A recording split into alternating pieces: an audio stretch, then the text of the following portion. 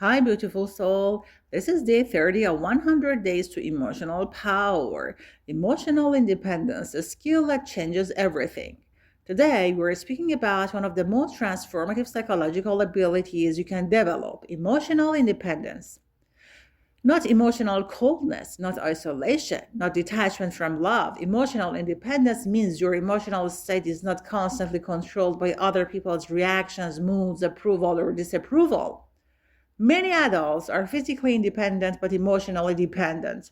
Their mood rises and falls based on who takes it back, who praised them, who ignored them, who agreed with them, who seemed distant.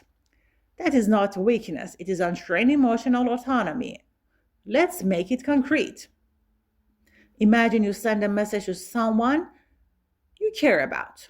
Hours pass, no reply. Immediately, your mind begins creating stories. Did I say something wrong? Are they upset? Are they losing interest?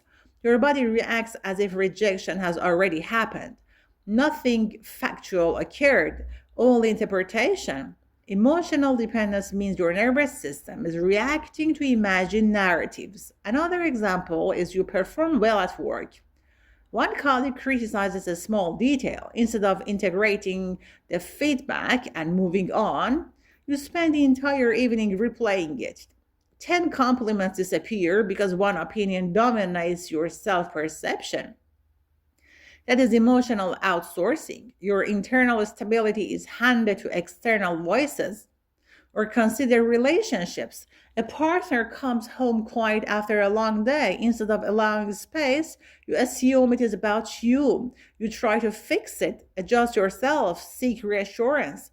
Emotional independence would sound like this internally.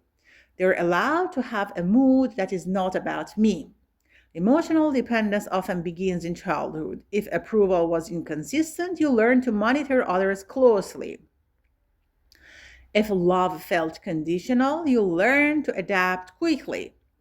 If conflict was unpredictable, you became hyper aware. These strategies once protected you, but in adulthood, they create instability. Now, let's look at the cost of emotional dependence. First, it creates anxiety. When your mood depends on others, you are constantly scanning for signals, tone changes, response time, facial expressions, they all change. This hypervigilance is exhausting.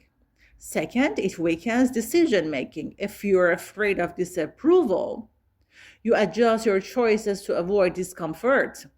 You stay in careers to maintain validation. You avoid setting boundaries to prevent conflict. You silence opinions to keep harmony. Third, it creates resentment. When you constantly adapt to maintain emotional safety, you slowly feel unseen. But the truth is, you trained others to expect your adaptation. So, how do we build emotional independence? First, separate facts from interpretations. When someone does not reply immediately, the fact is no response yet. The interpretation is they are upset or they don't care. Train yourself to pause between event and meaning. This pause is power. Second, tolerate temporary discomfort without immediate reassurance. If someone is distant, resist the urge to instantly fix it. Allow space. If feedback stings, let it sting without rewriting your identity. Emotional independence grows through discomfort tolerance. Third, diversify your sources of self worth. If your entire identity depends on one role, partner, professional, or your parent, you become fragile. Build multiple pillars, skills, friendships, interests, personal goals. The more internal anchors you have, the less one situation destabilizes you. Fourth, stop over explaining to secure approval. When you make a decision, state it clearly. Notice the urge to justify excessively. Emotional independence means accepting that not everyone will understand your choices. Let's look at extended real life contrasts. Two women start businesses. The first constantly checks competitors' reviews and comments. A single negative message ruins her day. She adjusts her strategy based on every opinion.